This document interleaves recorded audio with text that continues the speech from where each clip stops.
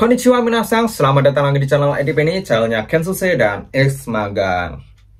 Oke, minasang, di video kali ini aku mau nerusin omonganku ya, terkait video yang aku upload di hari sebelumnya, yaitu tentang kekerasan yang dialami Kensuse dari Vietnam. Sebetulnya aku sudah pernah ya nge-share video juga tentang kekerasan yang dialami pekerja asing di Jepang, itu juga dari orang Vietnam. Ya entah apa penyebabnya, yang jadi pastinya itu kurangnya bahasa Jepang itu ya yang menjadi penyebab awal permasalahan ini terjadi. Ya karena kalau memang bahasa Jepangnya bagus ya nggak mungkin dimarah-marahin oleh orang Jepang ya. Nah, jadi kenapa aku bikin video ini ya karena ingin meneruskan omonganku lagi, karena mungkin di videoku sebelumnya durasinya sudah terlalu panjang dan mungkin akan aku jadiin part selanjutnya ini supaya bisa teman-teman tonton, saksikan dan bisa menjadi pembelajaran buat kalian ya. Nah, jadi video kemarin itu kronologi kejadiannya yang seperti yang aku jelasin di videoku yang kemarin. Itu kronologinya, dua pekerja asing dari Vietnam itu dimarahin dan dipukul oleh orang Jepang ya, menurut video kemarin. Kejadiannya terjadi di dalam mobil. Nah, si orang Vietnam ini kan ada dua orang, yang satu belajar dan yang satu tidur. Nah, si orang Jepangnya ngelihat yang satu belajar kok yang satu tidur. Nah, maka dari itu si orang Jepangnya ya emosi lah, di ginbanya, di pekerjaannya sama-sama dijelasin nggak bisa, terus yang satu ada niatan belajar ya otomatis orang Jepangnya ya respect lah, terus yang satunya malah tidur. Nah, jadi ya yang tidur ini ya jadi pelampiasannya lah. Terus menurut videonya kemarin juga, ini kayaknya si yang belajar ini naruh HP di sebelahnya ya supaya ngerekam ya. Mungkin ini sering terjadi sering dialami oleh mereka. Jadi si satunya ini ngerekam pakai HP. Entah HP-nya ditaruh di mana nggak tahu. Menurut angle-nya sih ditaruh sebelah tasnya ya. Menurut angle-nya. Dan video ini pun kalau disebarluaskan atau dilaporkan ke di sini ke orang Jepang, karena di sini tuh ada perlindungan ya untuk mereka, asosiasi yang bekerja di Jepang ini ada buat laporin juga ada.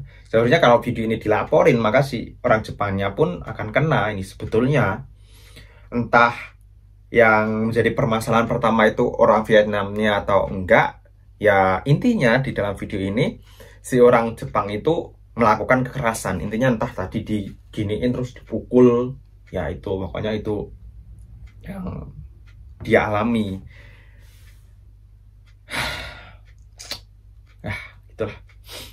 Jadi di video kali ini ingin aku sampaikan buat teman-teman, ini menjadi pembelajaran contoh supaya kalian saat nanti berproses ke Jepang, kalian harus serius belajar bahasa Jepangnya.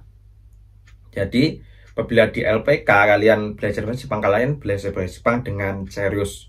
Jangan cuma bisa kanji, bisa lulus tes N4, N3, itu tidak menjadi patokan kalian bahasa Jepangnya mahir. Ya. Jadi, yang paling penting kalian pelajari itu adalah kaiwa. Apa itu kaiwa? Kaiwa adalah percakapan. Karena percuma kalian punya N4, N3, bisa kanji, tapi saat ngomong itu susah. Ya, saat ngomong atau berbicara itu nggak bisa.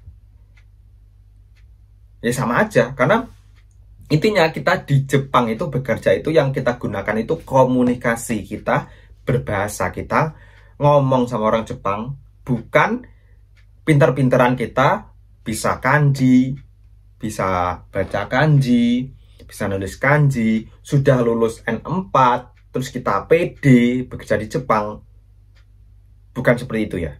Jadi intinya itu kita bisa ngomong, kita bisa ngobrol, kita bisa istilahnya memahami apa yang dikatakan orang Jepang saat mengajari kita untuk bekerja. Itu pada intinya. Jadi teman-teman, kalau di LPK belajar bahasa Jepang dan sudah paham, istilahnya kalian sudah merasa pede, sudah bisa, istilahnya nggak baca kanji, pola kalimat, dan lain-lain, itu selanjutnya yang kalian harus pelajari dengan serius itu adalah kaiwa atau percakapan saat nanti kalian akan bekerja di Jepang. Ya, latihan kaiwa itu sangat penting. Maka dari itu teman-teman setiap hari biasakan untuk berbicara menggunakan bahasa Jepang. Ya istilahnya walaupun nggak pakai pola kalimat ataupun sebagainya, ya pokoknya sebisa mungkin ngomong pakai bahasa Jepang. Ini juga menjadi pembelajaran buat adik-adik yang saat ini sudah di Jepang, terutama yang baru 3 bulan, 4 bulan, 5 bulan. Nah, itu seringlah kalian ngomong menggunakan bahasa Jepang. Ya, itu penting sekali, penting banget. Terus yang ingin aku sampaikan lagi, jadi buat teman-teman yang berproses ke Jepang itu jangan terfokuskan cuma ingin cepat dapat job, ingin cepat berangkat, ingin lulus mensetsu, dan melupakan hal yang paling penting nomor 1, yaitu bisa berkomunikasi menggunakan bahasa Jepang. Jangan melupakan hal itu, karena itu adalah kunci yang paling penting saat kalian bekerja di Jepang. Ya, entah kalian nanti pas di Jepangnya ada senpai-nya orang Indonesia, entah sudah diurusi sama gumiai saat di Jepang, tapi kalau kalian tidak bisa ngomong menggunakan bahasa Jepang, ya kalian nanti akan kesulitan di sini. Jadi penting sekali kalian bisa ngomong menggunakan bahasa Jepang. Jadi itu ya, satu hal yang ingin aku sampaikan buat teman-teman yang sekarang lagi berproses dan ingin berangkat ke Jepang.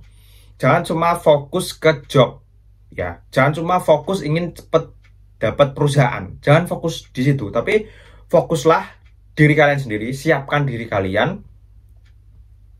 Kalian siap nggak sih dapat job ini? Kalau kalian siap, otomatis kalian akan keterima. Jadi siapkan bahasa Jepangnya dengan bagus, terutama untuk komunikasi ya.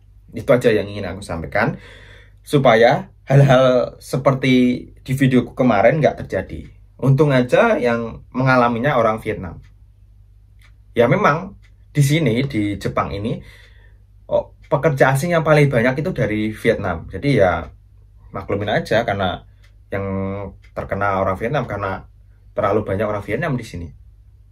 Untung aja nggak dialami oleh orang Indonesia. Ya mudah-mudahan jangan sampai hal ini terjadi ke orang Indonesia.